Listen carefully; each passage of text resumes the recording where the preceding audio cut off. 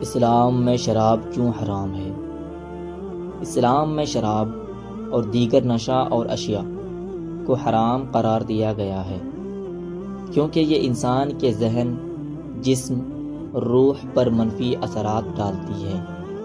قرآن و سنت میں شراب کی حرمت کے کئی وجوہات اور حکمتیں بیان کی گئی ہیں۔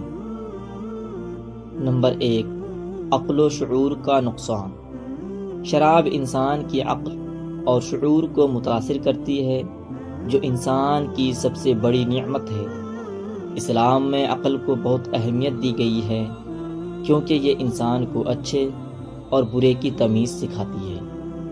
قرآن میں فرمایا گیا، اے ایمان والو، شراب، جوا اور بتوں کے تھان میں نہ جاؤ، یہ شیطانی کام ہے، ان سے بچو تاکہ تم فلاح پا سکو۔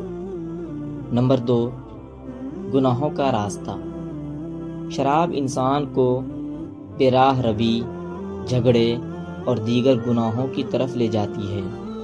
نشے کی حالت میں انسان اپنے افعال پر قابو نہیں رکھ سکتا، جس سے وہ غلط کاموں میں ملوث ہو سکتا ہے۔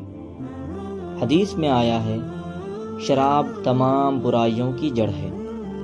نمبر 3، صحت پر اثرات۔ شراب جسمانی صحت کے لیے بھی نقصان دہ ہے۔ یہ دل، جگر اور دماغ کو متاثر کرتی ہے اور کئی بیماریوں کا باعث بنتی ہے۔ اسلام انسان کے جسم و جان کے حفاظت کا حکم دیتا ہے۔ نمبر 4، معاشرتی نقصانات۔ شراب معاشرے میں بدامنی، غربت اور انتشار کا باعث بنتی ہے۔ شراب نوشی کی وجہ سے لوگ اخلاقی ذمہ داریوں کو نظر انداز کرتے ہیں، جس سے خاندان اور معاشرتی ڈھانچے کو نقصان پہنچتا ہے۔ نمبر 5، عبادت اور روحانیت میں رکاوٹ۔ شراب انسان کے دل کو سخت کر دیتی ہے اور عبادات سے غفلت کا باعث بنتی ہے۔ نمبر 6، شیطان کا ذریعہ۔ شراب کو قرآن میں شیطان کا کام قرار دیا گیا ہے، جو انسان کو اللہ کی یاد سے غافل کرتا ہے اور دشمنی پیدا کرتا ہے۔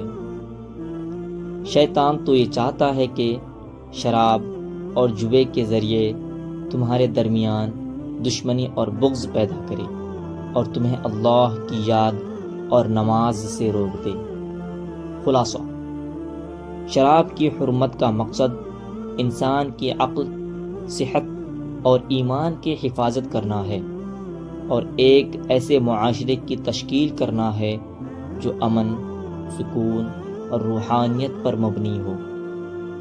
اسلام نے ان تمام چیزوں کو ممنوع قرار دیا جو انسان کو نقصان پہنچائے یا اس کی ترقی کی راہ میں رکاوٹ بنے۔